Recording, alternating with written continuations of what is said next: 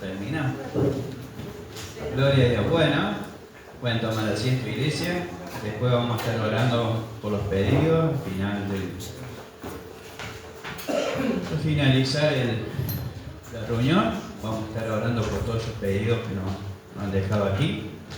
Bueno, hoy vamos a continuar, ¿sí?, con lo que estuvimos viendo cuando la última vez me tocó predicar, que hace ya unos 2 o 3 sábados atrás. El título era Dios fortalece tu interior, que ya va a aparecer en pantalla. Muchos de los que están aquí presentes no habían participado de ese culto, así que voy a hacer una introducción como para meterlo en el tema y que podamos entender la segunda parte, ¿sí? Siempre recordemos que la voluntad de Dios es la que nos quiere hacer, siempre va a ser sustentada por la gracia. Dios le había prometido, está el título, pero Dios fortalece su interior. Muy bien. Segunda parte. Gloria a Dios. Continuar.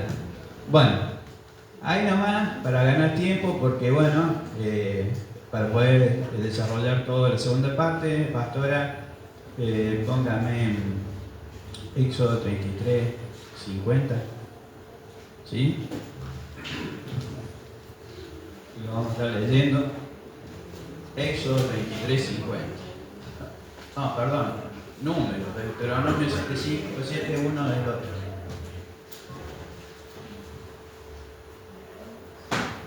Bueno,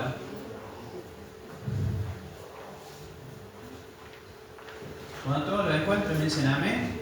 Amén. Gloria a Dios.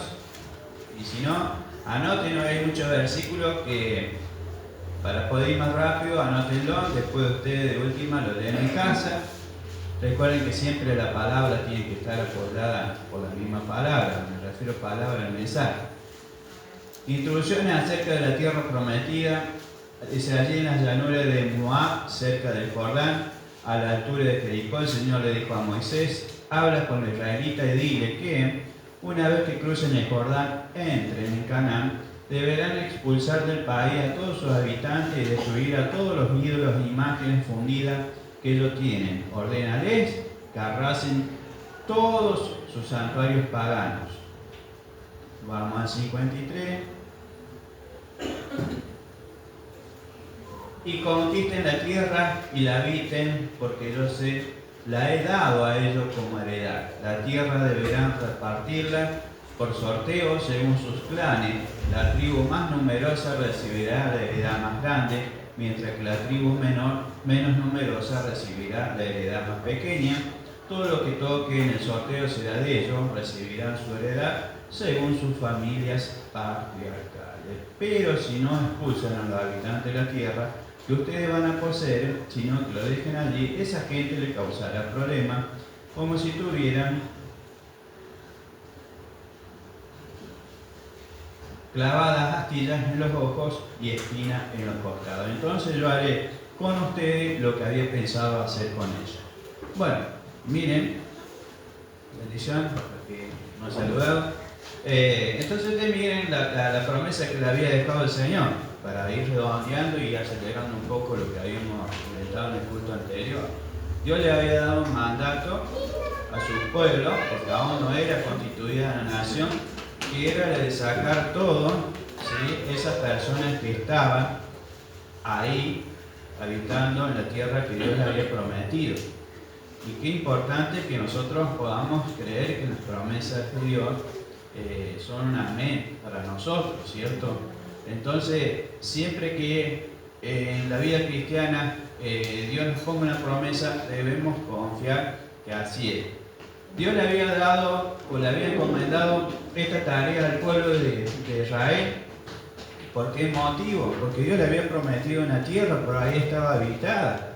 Resulta ser que en los primeros 2 años o los primeros 18 meses ya estaban para cruzar el Jordán, y resulta ser que por malas información, o recuerden cuando mandaron a los espías, el reporte no fue positivo y Dios en su enojo lo hizo vagar 40 años en el desierto, y fue ahí que ellos, estando en el monte Sinaí, recibieron las tablas de la ley, ¿cierto? Entonces, en base a todo esto, Dios le había prometido esa tierra y a esa tierra estaba habitada. Resulta ser que esta generación, y es importante que nosotros podamos entender, porque esta generación, sí, que no le fue obediente a Dios, padeció en el desierto. Y recién esa generación que fue santificada, que fue purificada, es la que pudo entrar a la tierra prometida. Si yo lo llevo a lo espiritual y lo medito, lo discierno, también me da a entender que me está hablando hoy la palabra a mí. ¿Cuánto cree que el Espíritu de Dios le está hablando a nuestro espíritu? Gloria a Dios. Entonces lo que tenemos que entender es que quizá seamos, o me gustaría, mi anhelo, mi deseo, que al igual que Dios, que no seamos esa generación que se queda en el desierto por no confiar en las promesas de Dios. Moisés, cuando estaba por cruzar el Jordán, por eso Deuteronomio es la repetición de la palabra, ¿sí? Vuelve a citarle y le hace entender que son ellos el pueblo que tienen que cruzar el Jordán y llegar a la tierra prometida. Pero él lo hace y lo da como que ya está hecho, como que es un amén. Y de la misma forma nosotros tenemos que confiar que esas promesas de nosotros ya son dadas. Porque es la forma en que nosotros podamos aplicar esa fe en nuestra vida, como dice la palabra. Todo lo que le pidan al Padre, pídalo creyendo que ya está hecho. No tenemos que dudar, porque el dudar es todo lo contrario a la fe. Entonces en esta situación dice que tenía que entrar a ese pueblo donde, a esa tierra de donde había pueblos que eran considerados un pueblo de gigantes. Ahora yo también lo llevo a la parte espiritual, y cuando Dios me trae a esta tierra que heredar, que ya sabemos a cuál me estoy refiriendo para los que tuvimos el culto anterior, que ya se lo vamos a contar a los otros, también tenemos gigantes. Y los gigantes en la Biblia están representados por nuestros problemas, nuestras dificultades, esas cosas que no podemos obtener porque siempre hay algo que obstruye lo que podemos recibir como bendición de Dios. Y eso es lo que le pasó a esta generación. Entonces, siendo un pueblo, para ser una nación tenían que recibir una tierra. Ahora, en el monte Sinaí, Dios le da la constitución, le da la ley a ese pueblo. Y esa ley representaba: no hagas esto, no hagas aquello. ¿Por qué? Porque era un cambio desde afuera para adentro. Ahora, cuando nosotros queremos saber cuál es la ley del nuevo pacto, la podemos no simplificar, pero que sí está bien detallada o bien expresada en lo que es el Sermón del Monte, donde abarca tanto el capítulo 5, 6 y 7 de Mateo. Entonces yo sé ahora que en la ley se basaba por lo que Dios le había dado a Moisés en el monte Sinaí. Y se tenían que aferrar a eso. Era un cambio en nuestra alma para contener nuestro cuerpo. Ahora, cuando viene el nuevo pacto, y el nuevo pacto representa el reino de Dios. Cuando Jesús vino a esta tierra, ¿qué decía Juan el Bautista? Ahí viene el Cordero, que quita el pecado del mundo, el cual yo no soy digno ni siquiera de desatarle las cuerdas de sus zapatos. Entonces, cuando habla que el reino de los cielos se acerca, es la presencia de Dios entre nosotros. Y eso fue lo que sucedió con nuestro Señor Jesucristo. El nuevo pacto es confirmado cuando Jesucristo es crucificado. Entonces nosotros vemos que en estos libros, porque esta es la segunda parte, para explicar lo que nosotros ya estuvimos viendo en Mateo 5, vamos a ver Mateo 5, que son las bienaventuranzas, el 6 y el 7, bueno, no vamos a llegar, pero por lo menos en el 6 vamos a estar viendo esos cambios transformadores que tiene que tener un cristiano. Cuando decimos cristiano, sabemos que el que está en nuestro centro es Jesucristo. Entonces, para que ustedes entiendan, y ya nos vamos a estar metiendo más de lleno, por favor sirva Deuteronomio 7 del 1 en adelante. Entonces Dios le hace un pedido, le encomienda algo a sus líderes para que lleve ese pueblo a esa tierra que era de heredad, que era la Canaán. Pero esa Canaán estaba formada por varias naciones. Y dentro de toda esa vamos a leer Deuteronomio 1 al 7, seguro que ustedes ya lo tienen en la Biblia. 7 del 1 en adelante. Seguro que ustedes ya lo encontraron. No lo anotan. El Señor tu Dios te hará entrar en la tierra que vas a poseer y expulsará de tu presencia a 7 naciones más grandes y fuertes que tú, que son los hititas, los gergeseos, los amorreos, los cananeos, los fereceos, los jebeos y los jebuseos. Y yo había dicho el otro día, y todos los feos dijeron amén. Ah, no, se me avivaron, esta vez no dijeron nada. Bueno, dice, cuando el Señor tu Dios te lo ha entregado y tú lo hayas derrotado, deberás destruirlas por completo. ¿Qué le había pedido el Señor? Miren aquí, destruirlas por completo. ¿Sí? No harás ningún pacto con ellos ni le tendrás compasión. Tampoco te unirás en matrimonio con ninguno de esas naciones. ¿Le suena algo como yugo desigual esto? Ay, ¿no? Bueno, por favor, si Aaron puede subir, poquito. Muy bien. Tampoco te unirás a matrimonio con ninguno de esas naciones. No darás tus hijas a sus hijos, ni tomarás sus hijas para tus hijos, porque ellas los apartarán del Señor y lo harán servir a otro Dios. Cada vez es como que nos pega más cerca, ¿no? La palabra, ¿no? Es como que son cosas que hemos visto, hemos experimentado. Entonces la ira del Señor se encenderá contra ti y destruirá de inmediato. ¿No le parece que es lo que leímos en Número también? Que dijo que esa espina que eran para los pueblos ajenos le iba a suceder al pueblo de Israel por ser desobediente. Entonces esto es lo que harás con esas naciones: destruirás sus altares, romperás sus piedras sagradas, derribarás sus imágenes de la diosa Acera y los pondrás y los prenderás fuego a sus ídolos. Porque para el Señor tu Dios, tú eres un pueblo santo. Él te eligió para que fueras su posesión exclusiva entre todos los pueblos de la tierra. El Señor se encariñó contigo y te eligió, aunque no eras el pueblo más numeroso, sino el más insignificante de todos. Lo hizo porque te ama y quería cumplir sus juramentos a tus antepasados. Por eso te rescató del poder del faraón y el rey de Egipto y te sacó de la esclavitud con gran despliegue de fuerza. Amén. Bueno, entonces, ¿qué le había encomendado Dios? ¿Qué le había encomendado Dios? Y que tenía que entrar a esa tierra y desalojarlo. ¿Sí? No tenía que tener ningún tipo de relación. Es más, exterminarlo.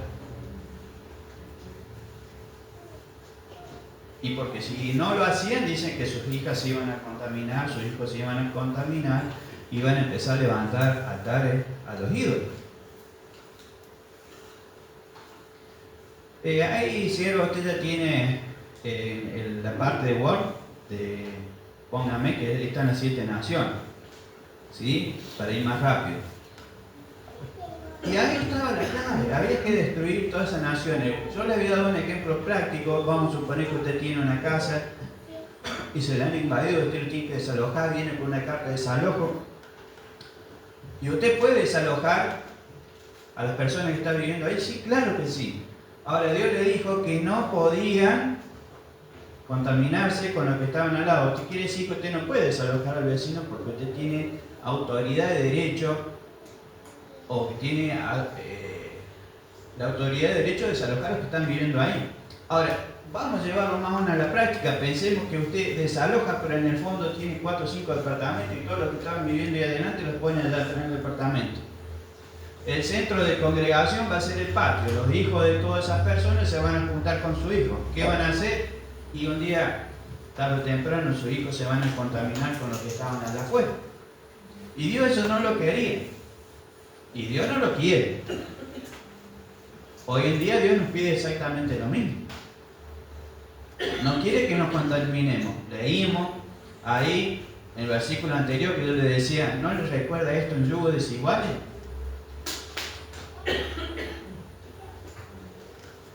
Es más o menos parecidito, ¿no? Si lo buscamos. Bueno, y resulta ser que ahí encontramos todas esas tribus. En esos tiempos tenían sobre Canaán, tenían Asiria, Babilonia, Arabia, o los árabes, y Egipto ahí abajo. Todo eso era la periferia, el perímetro, el contorno de lo que era Canaán. Y Dios le dijo, no te relaciones con ninguno de esos. Pero a consecuencia de que ellos no fueron obedientes, hoy en día están padeciendo lo que padecen. Con el Líbano, con Jordania, con la misma Siria, con los asirios, con Irak, que sería hoy en día, con Irán allá abajo, donde estaba Babilonia, con los árabes, con los egipcios. Hasta el día de hoy siguen teniendo esos problemas bélicos, porque no fueron obedientes cuando Dios les dio la tierra. Ahora, eso pasó en el Antiguo Testamento, para que nosotros vayamos entendiendo. Y lo explico para los que no pudieron venir, y esto es importante que ustedes lo lleven a cabo en su vida espiritual. Porque esto, más allá de que es algo físico, porque ustedes dirán, sí, Canaán allá, bueno, tenemos noción de dónde puede estar hoy en día todo lo que es la Palestina, toda esa zona, y bueno, pero no está enfocado en lo que es una parte física, un lugar en un mapa que usted puede encontrar. Habíamos dicho que esa tierra prometida, la que Dios nos dio, ¿quién era? Usted mismo y yo. Entonces, cuando Dios dice que te daré una tierra prometida, no estemos esperando que llegara la presencia de Dios. No nos confundamos. Las bendiciones están para que las disfrutemos aquí en la tierra, y esa tierra prometida somos nosotros mismos. ¿Tan importantes somos? Somos muy importantes. Dios nos describe que somos las niñas de sus ojos, que somos lo más preciado. Dio la vida de su Hijo para que nosotros seamos salvos, para que podamos tener un privilegio, aunque ya hemos sido predeterminados ya de vivir, ¿sí?, en su presencia. Pero asimismo Dios nos deja algo de mucho valor, que es la tierra. ¿Y qué tierra? Bueno, está bien, no todas las tierras tendrán estos contornos, estas periferias, estos límites, estas expresiones, todo lo que ustedes quieran poner. Hay algunas tierras que son más bellas, otras que tengan más sinuosas, qué sé yo, más rocosas.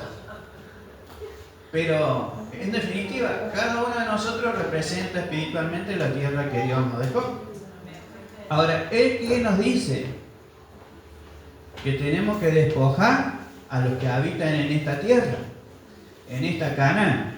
Y fíjense el orden, porque estamos hablando de que no es una tierra física, sino que es espiritual. Y aquí te nombran 7 tribus que son más grandes y poderosas que yo. Estos gigantes que habitan en esta tierra, que son todas las dificultades, todos los problemas que yo tengo para poderme desenvolver en esta tierra física, como un ser espiritual que soy, son gigantes preparados en la batalla. ¿Y cómo esto? Y bueno, si estoy hablando de que son gigantes preparados en lo espiritual, en batalla, me está diciendo que tengo que pelear contra espíritus o demonios. Y ellos están preparados, sí, porque desde que el Señor los creó, o cuando dijo desde el principio, porque encontramos principios en la Biblia, creó a los ángeles que eran sus hijos, y después dijo, vamos a hacer al hombre a nuestra imagen y semejanza.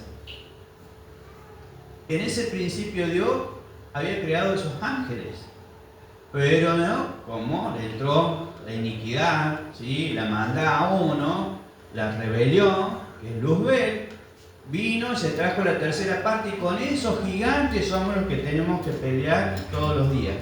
Pelear en un sentido figurado, porque no podemos pelear con algo que es invisible.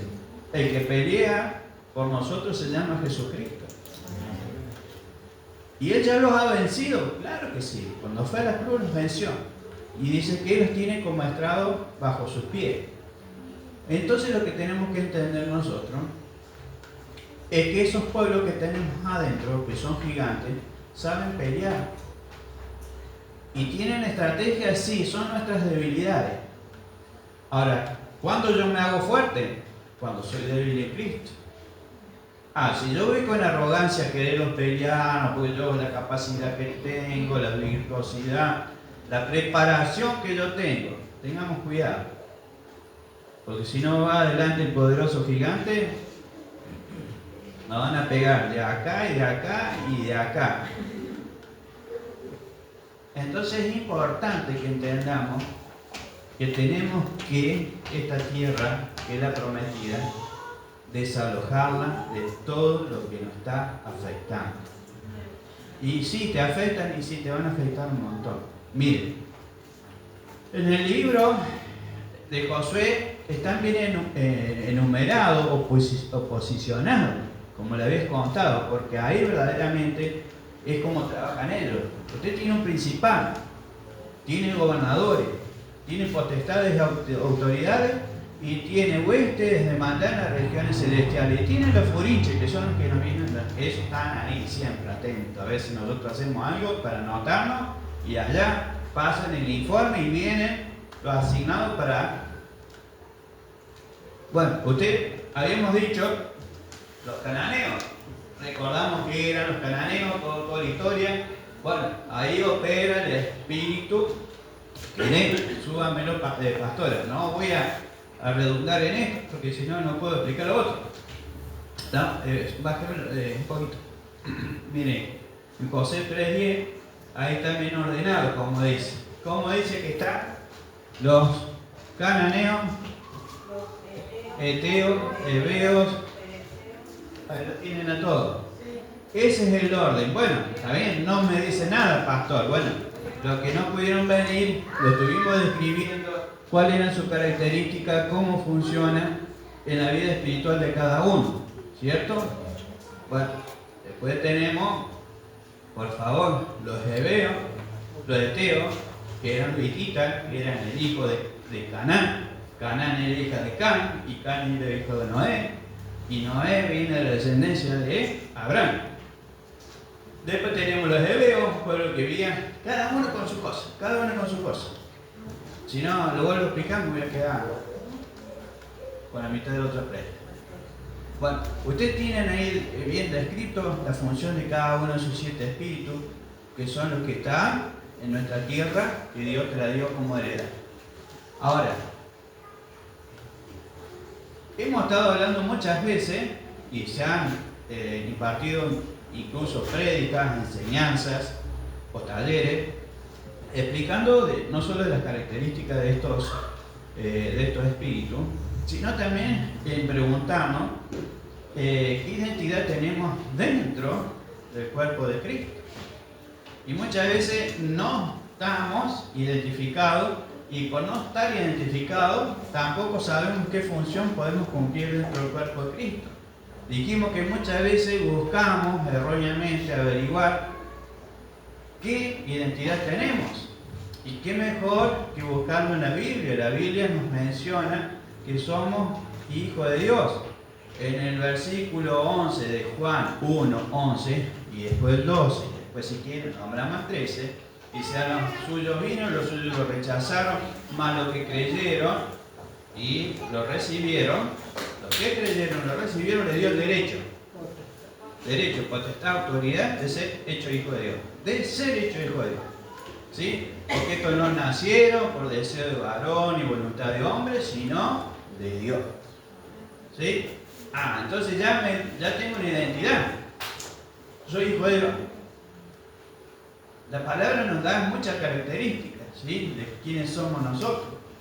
El apóstol Pablo decía que somos más que vencedores en Cristo Jesús. Pero hay una palabra que es fundamental. Para yo ser vencedor, hay una que dice en. Porque de palabra nos sobran para decir, yo soy más que vencedor en Cristo. Pero tengo que estar en Cristo. Y Cristo tiene que estar primeramente en mí. Lo que estamos estudiando, todo lo que es el Espíritu, me van a entender y bueno, saben lo que nos estamos explicando. Yo tengo que estar en Cristo para ser más que vencedor. Una nueva criatura, pero en Cristo. ¿Sí? No por haber hecho una simple confesión, no. Tengamos cuidado. el pastor Pedro dio una prédica el otro día, de 1 de Pedro 2 en el 9, que dice, y nos considera que somos un pueblo adquirido para Dios, sacerdocio santo, un pueblo escogido. Ya no somos más extranjeros ni advenedizos, quiere decir no somos extraños, sino que somos coherederos y también somos embajadores de Cristo, o en Cristo. La Biblia nos menciona, hemos nacido nuevos, somos nueva criatura. Juan 3:3 que dice que de cierto te digo, ¿sí? El que no nace no verá. Después en el 5 te dice el que no naciere de espíritu y agua no entrará. O sea, nos dan muchas características, ¿sí? Y si nosotros podemos llegar a tener esa identidad, nos va a facilitar saber cuál función tenemos.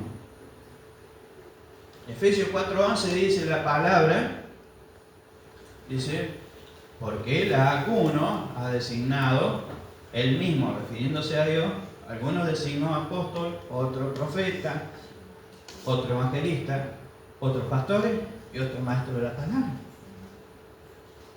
O sea, quiere decir que dentro de la iglesia siempre va a haber esos ministerios, pero también que va a haber cambios muy trascendentales dentro de la iglesia.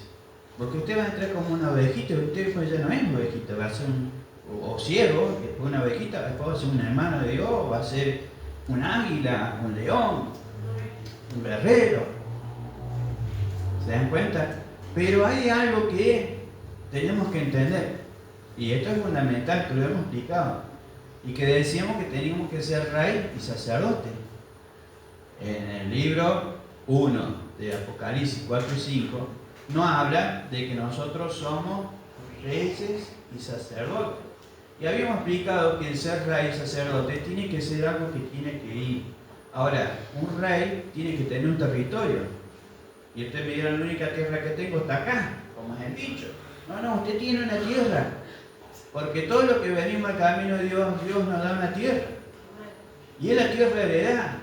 Entonces quiere decir que soy rey, sí, porque tenemos el rey de reyes, que es nuestro Señor, y nosotros por ser hijos de Él somos reyes. Ahora, claro, ¿cómo puedo ser un rey si yo todavía tengo todos estos que están aquí? Bueno, que están ahí. Los 7 espíritus esos que están caracterizados ahí, pero que de esos 7 olvídenlo. Usted puede ser rey cuando es esclavo, usted puede ser rey cuando vive en cautiverio, no, porque siempre va a haber uno con mayor autoridad que lo subyuga.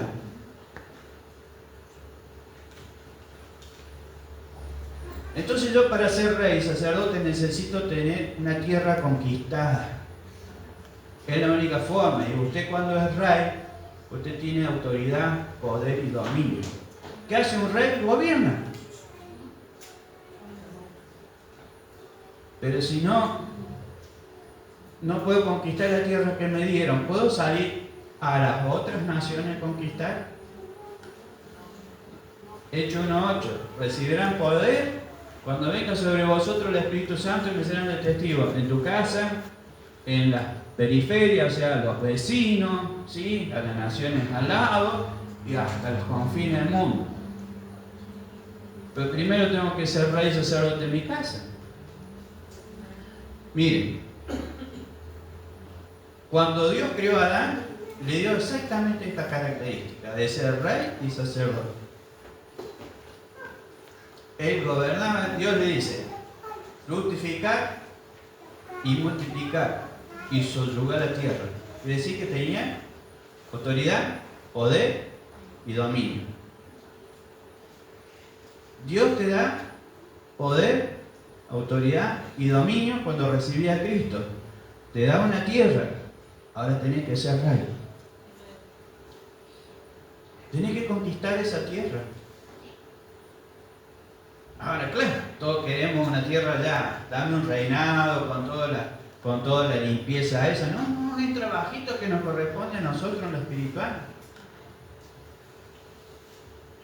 No podemos obviar ese trabajo que nos corresponde. Ya vamos a ver cuáles son los instrumentos que tenemos, obviamente. Venimos, sí, lo vamos a redondear, no hay problema. Entonces, si yo le dijese a usted, ¿qué característica tiene un rey? Precisamente la de gobernar, cuidar las finanzas, le tiene que multiplicar. Si a usted le dan plata para cuidar, no haga como hizo uno de los que metió la platita bajo el pozo y después vino el Señor y se la dio. No, usted tiene que invertir esa plata, se tiene que multiplicar, tiene que sufrir, tiene que crear un superávit. Esa es la condición de un rey. El rey tiene visiones, el rey conquista, el rey va para adelante, no viene para atrás. Es el que hace los tratos o los pactos. Ahora, cuando a mí me pasa que yo no puedo tener una tierra conquistada, no puedo ser rey. Mire, usted puede ser un gran rey, pero un pésimo sacerdote. O puede ser un buen sacerdote y un pésimo rey. El sacerdote es aquella persona que permanece en esa unión con el Señor, camina con Dios, como lo han hecho grandes hombres de la Biblia. El sacerdote era usado para bendecir y los reyes lo usaban para bendecir a aquellos que recibían una tierra.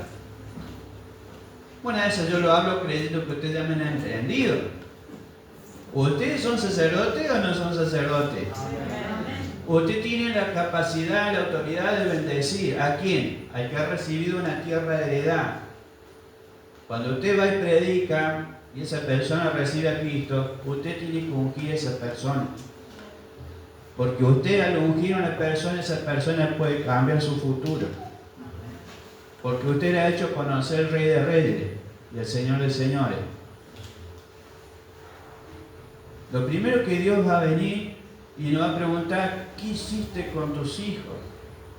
Porque el sacerdote tiene la autoridad en la casa. Los sacerdotes, cuando formamos un matrimonio, somos los papás. ¿Qué estamos haciendo con nuestros hijos? ¿Qué le permitimos a nuestros hijos? Porque si usted no es sacerdote, va a venir otro, porque te penetraron los límites, las periferias.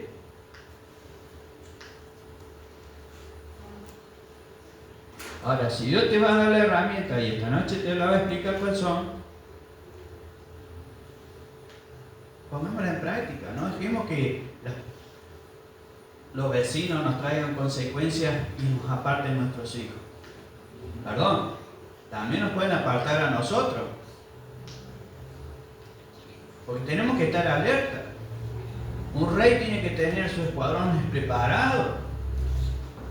Quiero decir, usted tiene que ser una persona de oración, de intercesión, y está preparado porque el enemigo viene y se canta como león rugente. ¿Me están entendiendo, no? Gloria a Dios, qué bueno, que me están entendiendo. Entonces, bueno, ahora sí, vamos a agarrar la segunda parte y acá le vamos a dar para poder llegar y explicar. ¿Sí? Entonces, ¿en qué consiste este nuevo pacto? Que haya un cambio desde adentro para afuera. En Juan 7:38, por favor. En Juan 7:38 dice la Escritura: si ustedes creen lo que dice la Escritura, en su interior correrán ríos de agua viva. ¿Sí? Entonces, ¿cuál es la diferencia? En que si nosotros, antes en la ley, teníamos que cumplirla para agradar a Dios, y la palabra nos enseña que ni siquiera uno bueno había, ¿qué tuvo que pasar? Dios hace ese hombre para cumplir la ley. era nuestro Señor Jesucristo. Él vino y cumplió toda la ley.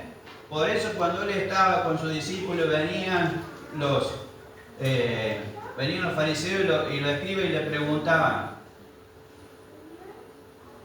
Y Él tenía que responder bajo lo que decía la ley, no podía obviarla.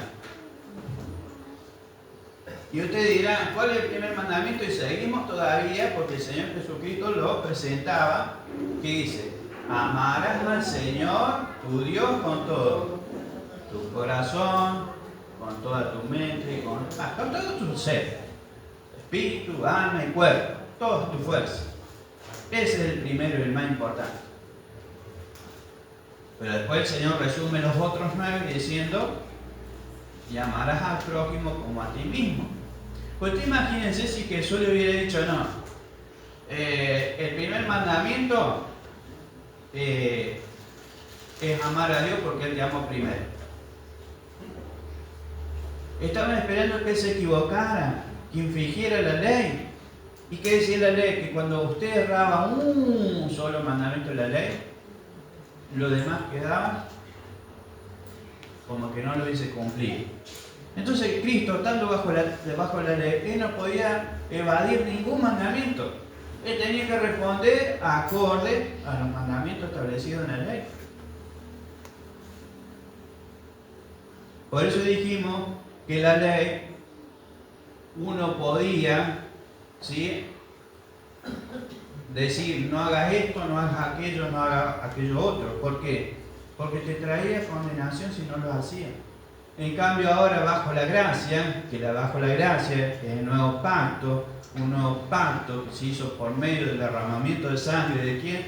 De su único Hijo, unigénito Hijo de Dios, nuestro Señor Jesucristo, y por medio de esa obra redentora Él pagó nuestro error y pagó nuestro pecado y somos redimidos. Redimido quiere decir que fue a un lugar de esclavitud y pagó un precio, y el precio no se pagó con dinero, se pagó precio de sangre.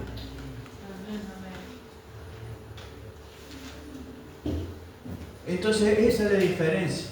Bajo la ley usted tiene que cumplirla. No puede hacer esto, no puede hacer aquello, ya lo vamos a estar explicando las diferencias. Ahora bajo la gracia usted puede hacer lo que quiera. ¿Por qué? Porque en su mente fue sellada y en su corazón fue escrita y en su corazón fue sellada. Jeremías 31:33 es la promesa, ¿sí? Y fíjese ahí, por favor. Vamos, creo que es en Hebreo 8:8, para ir adelantando un poquito. Hebreo 8.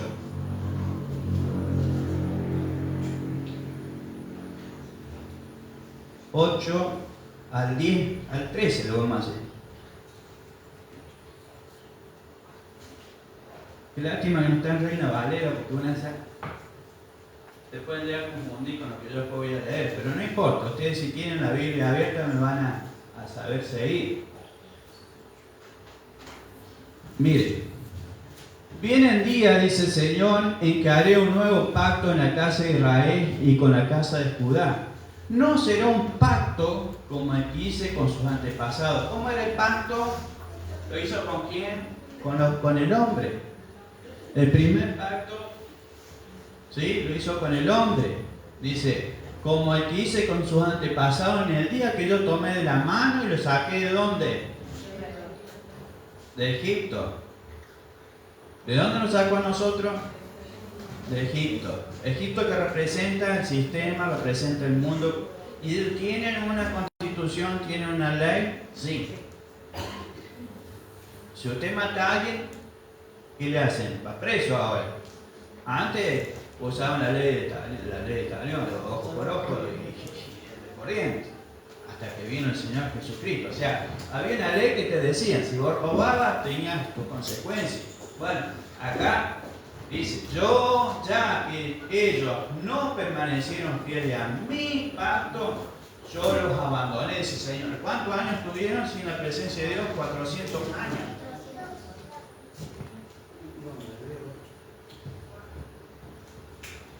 Este es el pacto que después de aquel tiempo haré con la casa de Israel, dice el Señor. Pondré mis leyes.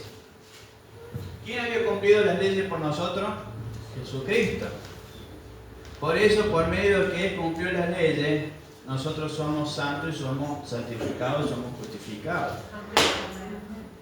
Porque Él no hace justo porque Él es justo. No porque nosotros hagamos cosas buenas, ay, qué hombre bueno, Él es justo, no hace nada indebido. No, no, somos justos porque Él es justo. No había ni siquiera uno, dice la palabra. Tuvo que venir Él a hacerse hombre y padecer en un madero y maldito hasta la muerte por todo lo que nosotros hemos hecho. Dice el Señor: pondré mi ley en sus mentes y la escribiré en su corazón. Esta es la profecía que encontramos en Jeremías 31-33. Quiere decir que después de cuántos años, casi 600 años, esto se hizo realidad. Entonces, cuando usted lea una profecía de la palabra, sepa que el tiempo de Dios, Él lo va a hacer en el tiempo que crea que es correcto en su vida. Quizá usted esté intercediendo, esté orando, esté hablando, pidiéndole por cosas en su vida y cree que todavía no le han llegado. No sea impaciente, porque el tiempo es de Dios. Por eso Dios te dice que uno de los frutos es ser paciente. El paciente es no solo el hecho de decir me quedo tranquilo, no hago nada. El ser paciente, usted sabe que hay una promesa, y el ser paciente sabe que es el tiempo que tiene que esperar que llegue esa promesa a su vida. ¿Sí? Entonces, dice que la escribió en su mente, la ley en su mente y la escribió en su corazón, y yo seré su Dios y ellos serán mi pueblo. Por favor, Padre. Ya no tendrá nadie que enseñar a sus prójimos, ni dirá nadie a su hermano: conoced al Señor, porque todos, desde el más pequeño hasta el más grande, me conocerán. ¿Ustedes creen que hay alguien que nunca se le haya predicado el Evangelio? De alguna denominación alguien habló de Dios. O usted llegó aquí sin conocer nada de Dios. Dice: yo les perdonaré sus iniquidades y nunca más me acordaré de sus pecados. Yo les perdonaré todas sus maldades. ¿Sí? Iniquidades quiere decir maldades. El 13. Al llamar nuevo a ese pacto, ha declarado obsoleto al anterior. Y lo que se vuelve obsoleto envejece y ya está por desaparecer. Hablaba de la ley. Ahora, usted no es que tiene que decir, bueno, me someto a lo que es la ley. Porque si usted se muestra del pacto de la ley, sale de la gracia. Entonces usted no puede hacer nada. Directamente no puede hacer nada. Ahora, bajo el nuevo pacto, yo puedo hacer porque creo y obedezco. ¿Me da a entender, no? Bueno, ahora sí, vamos a empezar. Ahí van a tener que anotar en lápices rápido para poder entender todo lo que viene. Mateo 13, 24.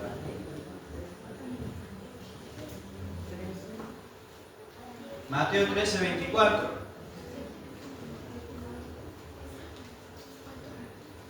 Vamos a estar explicando cómo Jesús nos presenta el reino de los cielos. ¿Sí?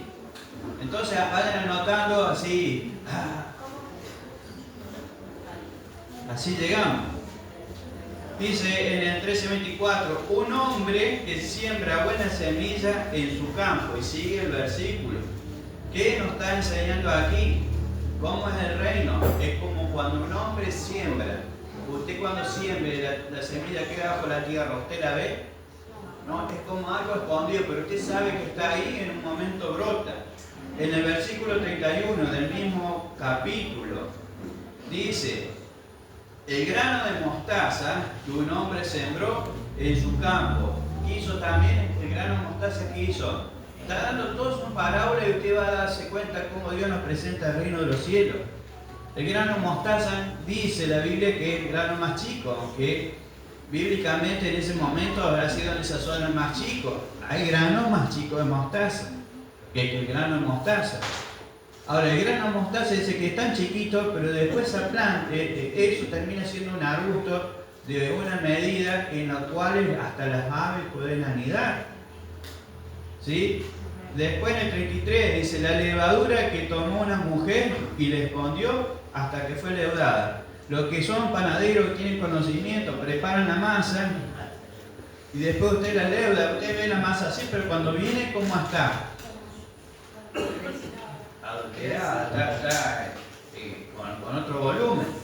Bueno, el Señor está dando acá a entender cómo podemos ver que es el reino de los cielos. En el versículo 44 dice: un tesoro escondido en un campo, el cual un hombre halló y lo escondió de nuevo, y gozoso por ello va y vende todo lo que tiene y compra aquel campo.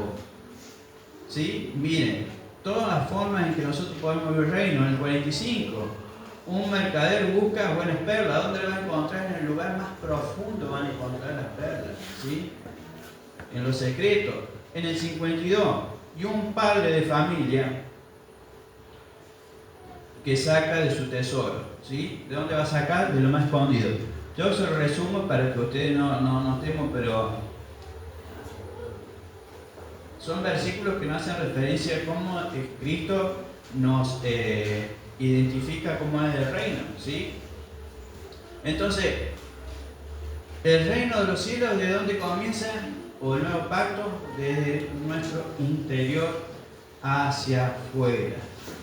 Nosotros tenemos que cambiar nuestra esencia. Pastor, ahí debe tener una diapositiva para ir adelantando, donde hay un ser con, dice, pensamiento, sentimiento, todo eso. Entonces, ¿qué nos enseña? Que nosotros tenemos que cambiar nuestro ser, nuestra esencia.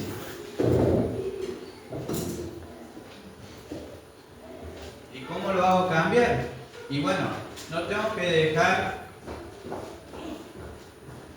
¿Qué es lo que yo tengo que cambiar? En mi interior. Y son mis pensamientos, ¿sí? Mi sentimiento, decisión, acción. Y lo último es inclinación. Y lo vamos a llevar en la práctica, ¿sí? Lo vamos a llevar en la práctica para ir adelantando. Hay dos versículos que se los leo, no lo busque, pastora, en Mateo 5:13, y que nos da a entender que nadie puede tener una luz y esconderlo debajo de la cama. Dice la palabra que si no lo pondrán encima de una montaña para que alumbre todo. Dice que nosotros somos la sal de este mundo. Pero si una sal no sazona, no sirve para nada. Entonces, ¿qué nos está diciendo? Que nosotros tenemos que cambiar nuestro ser, porque dice ser luz de este mundo, ser sal de este mundo. El Señor ya nos está llevando a esa parte espiritual que nosotros tenemos que entender qué es la que tenemos que cambiar. Es nuestra esencia. Es nuestra esencia. Ahí nomás. Mateo 5, comenzamos. Mateo 5, 17 y el 20. Dice la palabra: no penséis que he venido para abrogar la ley a los profetas, mas he venido para abrogar, sino para cumplir. Es lo que explicábamos recién.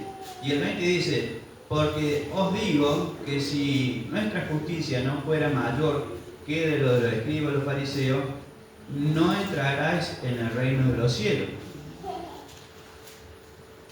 Entonces, si nosotros acá ponemos un poquito de atención, acá nos dice en estos versículos que para que nosotros entremos al reino de los cielos también tenemos que cumplir la ley. Jesús la cumplió con nosotros, ¿sí? Por eso dice la palabra que tenemos que cambiar o transformar nuestra esencia. Y Dios pide cómo queremos que nosotros cambiemos esta esencia, ¿sí? ¿Cómo la voy a cambiar? Bueno, esto está representado, por ejemplo, ustedes lo que ven aquí sería la tierra prometida, sería toda la tierra de Canaán. Y la tierra de Canaán, ¿qué representaba a nosotros? Si yo tengo que cambiar mi esencia, tengo que tener cuidado con lo que yo pienso, con lo que yo siento, con lo que decido, lo que llevo a la acción y termino con la inclinación, ¿sí? Entonces, ahí está la clave. Entonces, ¿qué tengo que hacer? Primero, si tengo que cambiar mi esencia, tengo que sacar todo lo que tengo adentro. A esos famosos cananeos, heteos, heveos, jebuseos, perqueseos, amorreos y jebuseos. Eso es cambiar de esencia. Tengo que cambiar. Mire, vamos a ir más rápido todavía. Jesús en Mateo 5, 21 al 26, anótelo, habla de que no seamos homicidas. Déjenmelo a ese pastor, así lo usamos después en la práctica. ¿Qué dicen qué hace un homicida? La ley que decía no matarán, en la ley decían no matarán, ¿o no? Bueno, entonces no te tenés que enojar con un hermano, porque si vos lo matas, estás infringiendo la ley, ¿y qué haces? Bueno, entonces yo no tengo que matar. Para no matar no tengo que tener un pensamiento, pues si yo tengo el pensamiento de matar a alguien y ya se me formó un sentimiento y decido hacerlo. Y si yo decido hacerlo, lo llevo a la acción. Y la inclinación que soy un asesino, ¿o no? Bueno, ¿por qué le menciono todo esto? Porque todas estas cosas son las que Dios quiere que pasen en nuestras vidas. Acá citamos otros ejemplos que son los más importantes en la vida de una persona. Pero usted me dirá, yo no soy asesino. Sí, esperen un ratito, pues vamos a ver. Vamos a ver si por ahí nos andamos, ¿no? Miren, en Mateo, porque vieron que muchos dicen, pastor, no sea tan homicida. En el 27 al 30 habla de que no adulteré. En la ley te decían que vos no podías adulterar. ¿Qué era adulterar? Bueno, sabemos lo que significa. Tener una relación fuera del matrimonio. Y eso había... Por la ley había una condena. Amén. Después, en el 31 y 32 habla del divorcio. De ahí mismo, damos pastora en el libro de... está en la figura del 5, capítulo 5, del 31 al 32, habla del divorcio. ¿Sí? En aquella época una mujer o un hombre se podía divorciar si presentaba una carta diciendo, bueno, por ejemplo, alegando algo, dejándola mal parada a la mujer, porque vamos a ser sinceros, en esas épocas la mujer, si bien tenía su valor, pero como era una persona que tenía que estar sujeto al hombre, y sus costumbres hacían de que la mujer tenía que estar en su casa y ser obediente y sujeta, el hombre cuando encontraba algo que no le era de agrado podía llevar una carta, ¿sí? Pero en la ley solamente era bajo adulterio. Si la mujer adulteraba, el hombre podía tener la carta de divorcio. Amén. Esto se lo estoy diciendo en la ley. 5, 32, 33 habla del perjurio. Miren, la palabra enseña que nosotros tenemos que ser sinceros, no tenemos que variar, que nuestro sí sea un sí, que nuestro no sea un no. ¿Por qué? Porque somos hijos de Dios. Y si yo digo que sí, digo que no, estoy mintiendo. Y mentira es un espíritu, termina comenzando con un pecado, pero después puede llegar terminando siendo un espíritu. Y eso nos puede traer muchos problemas. Amén. Sigue diciendo en el Mateo 5, 38 al 48, habla de la venganza. La venganza, cuando alguien nos ofende y nos hace algo mal, ¿qué dice la palabra que tenemos que hacer? Orar por nuestro enemigo y hacer el bien por aquel que nos hace el mal. ¿O no nos enseña eso? Amén. Claro que sí. Entonces, ¿qué es lo que nos está enseñando el Señor? Que tenemos que aprender a desalojar eso, ¿sí? Todo lo que está en nuestro interior. Ser una nueva persona, cambiar nuestra esencia. Entonces, ahora sí lo vamos a aplicar a ese ejemplo. En el antiguo pacto, cuando nos hablaban, ¿sí?, de lo que era ser un homicida, Aunque el pensamiento era tan pequeño, ¿sí? Y nosotros lo dejamos crecer, eso terminaba en un sentimiento. Y muchas veces nosotros diremos, sí, pero yo, pastor, yo no maté a nadie. Pero el Señor Jesús vino como a incrementar la ley, ¿sí? Todos dicen que la vino a descartar, no, todo al contrario. Él te decía, si tan solo tú pensaras, ¿sí? El odiar a una persona ya te transforma en un homicida, en un asesino. ¿Por qué? Porque dentro de tu ser no ha sido quitado, no ha sido desalojado todo su espíritu. En un corazón que esté limpio, que esté puro, no puede haber pensamiento así. No los puede haber. Y el Señor Jesús dice, si tan solo tú pensaras, ya son homicidas. Me voy adelantando porque estoy llegando a la hora. Después te habla del adulterio. Antes te decía, si te encuentran, y bueno, la pena podía ser por apedrada o te podían matar. ¿Sí? Acá te dice que tan solo si tú pensaras, es que no, pastor, es que yo no adulteré, llegué hasta ahí. ¿Cómo que llegué hasta ahí? Sí, fui al hotel, estaba en el jacuzzi, estaba él desnudo o ella desnuda, y cuando iba a entrar, no voy a pecar, no voy a adulterar. No, mentira, yo lo pensaste, ya lo organizaste el circo, ¿cuánto tiempo antes?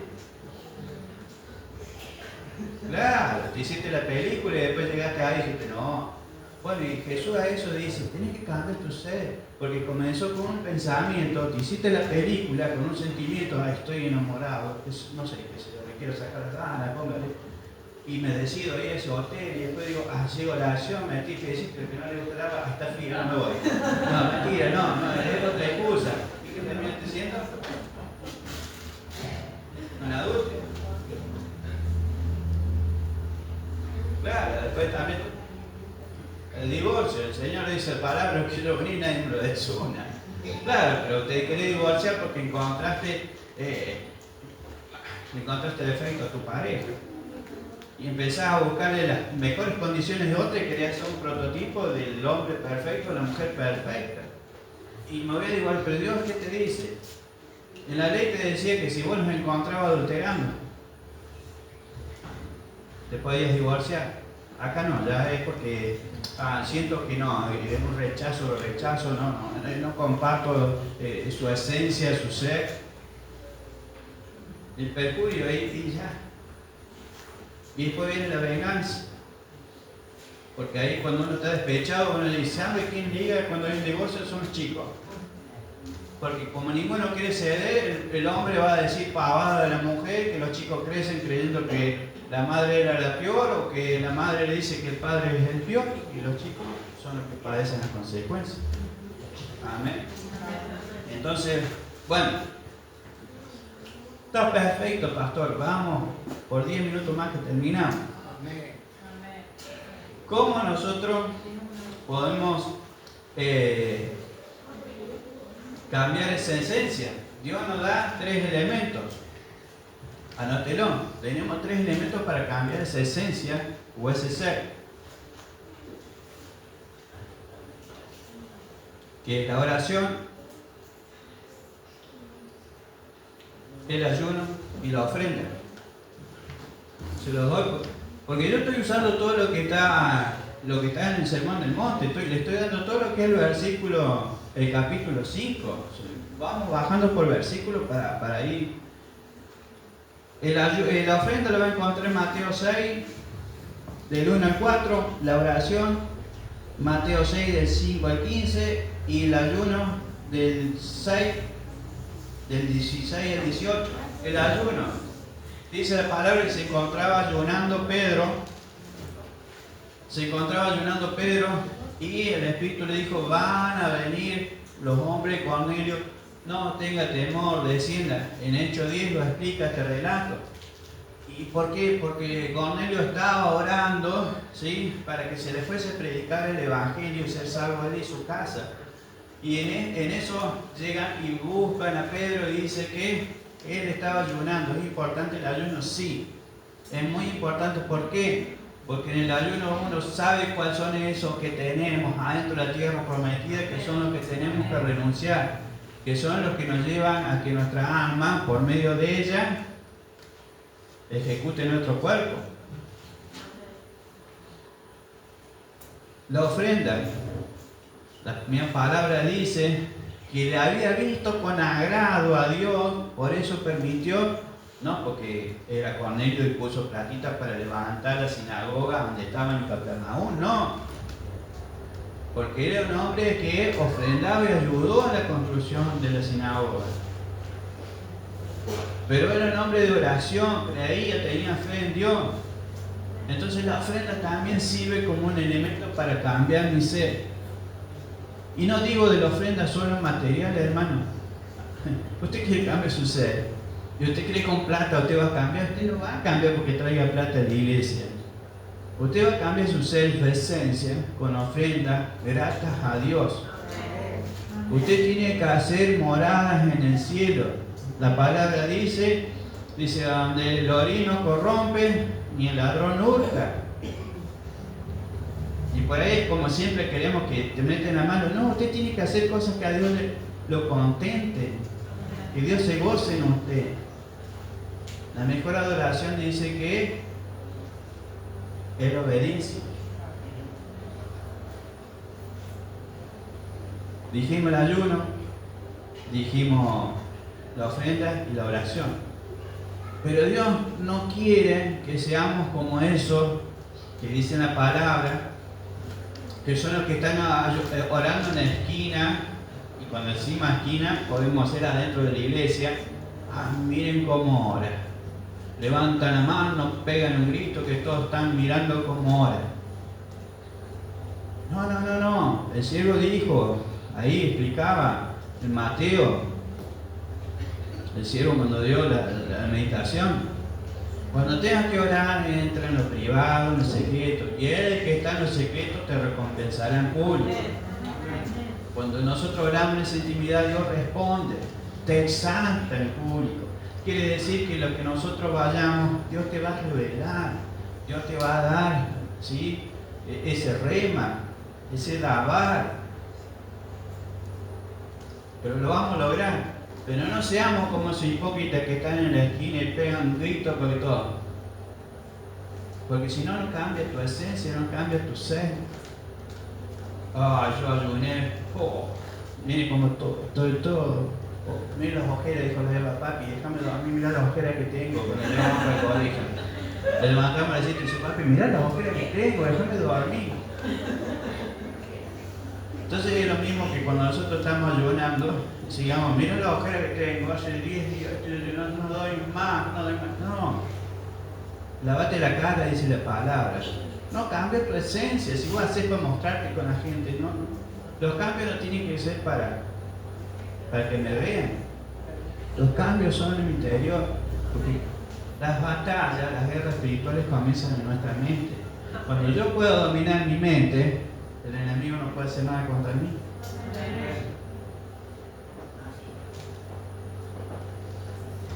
Entonces, esos son los cambios importantes.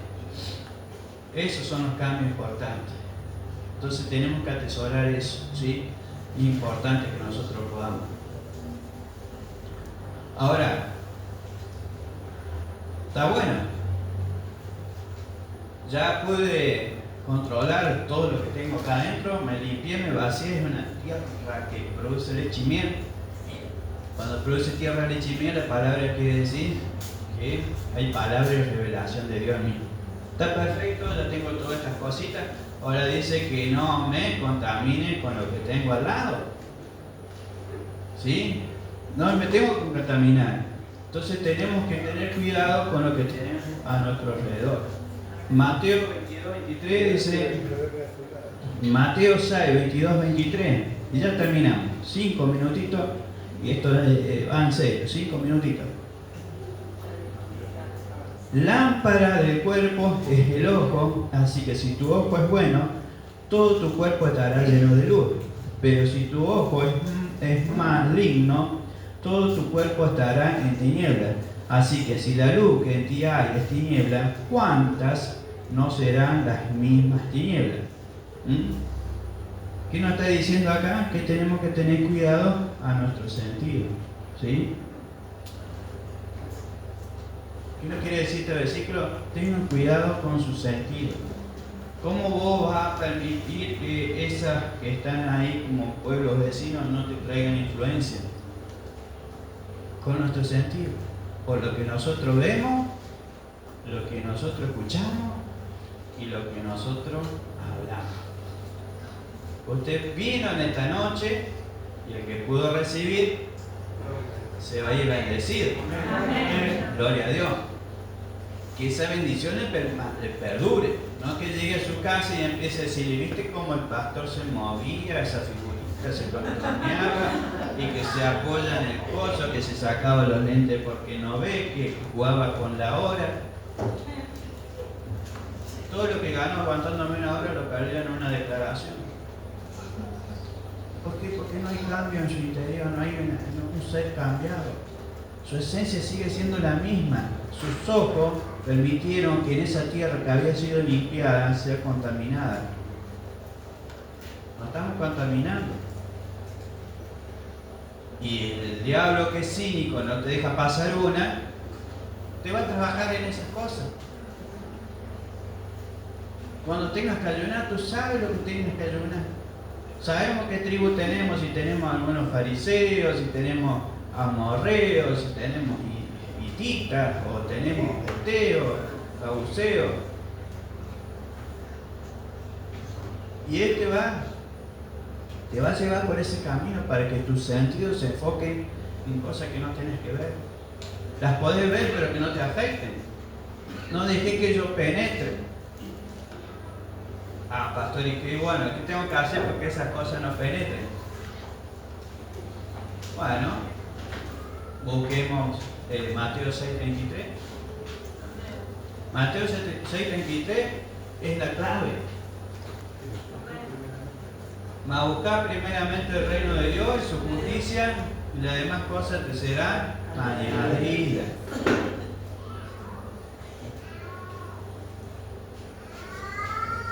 ¿Está mal que tengamos las añadiduras? No. Ahora también la palabra nos dice, ¿sí?, en el Salmo 37:25, donde la palabra dice: yo era joven, pero envejecido, pero nunca vi un justo desamparado, ni a sus hijos mendigando pan. Quiere decir que aquel mismo Dios que entregó a su propio Hijo, ¿sí?, para que a nosotros no nos faltase nada, Filipenses 4:19, Él suple todas nuestras necesidades conforme a su riqueza y gloria por medio de Cristo Jesús. Si aquel que no mezquinó su propio Hijo y permitió que fuese en la cruz para que nosotros recibiésemos todos los favores, mire si no va a tener cuidado de darnos lo que nos esté faltando. ¿Por qué voy a perder tiempo en una oración? Padre, te pido la casa, el auto. No, buscá primeramente el reino de Dios y su justicia. Buscame a mí, adorame a mí, si yo sé lo que te está faltando.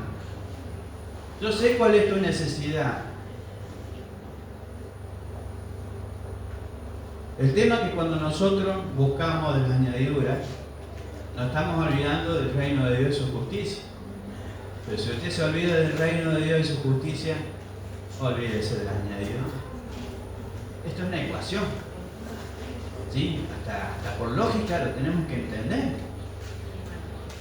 Usted no puede recibir algo si no busca a aquel que es en su proveedor.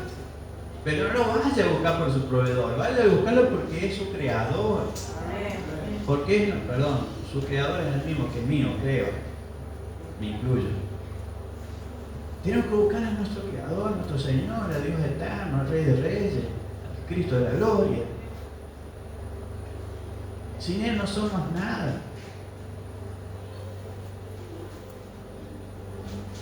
Si usted vive pendiente de las añadiduras, hay uno que viene y le arrebata las bendiciones de Dios. Porque sabe qué está pasando a esta tierra que le hemos limpiado, que yo soy rey y soy sacerdote de esta tierra heredada, porque un rey es conquistador, un rey gobierna, un rey ministra, Un sacerdote es la que tenemos esa relación íntima con Dios, que camino con Dios. Te dejo contaminar con dioses paganos. Y en 1 Timoteo 6:10, acá me va a ayudar Ramón. Porque el amor al dinero, siempre me lo dice Ramón.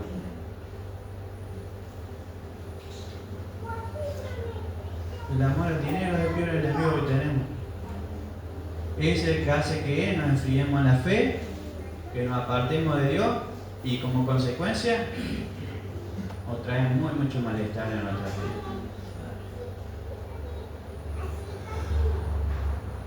Entonces, qué bueno que en esta noche hemos podido entender. Creo que quise hacerlo de una forma práctica para que entendiese.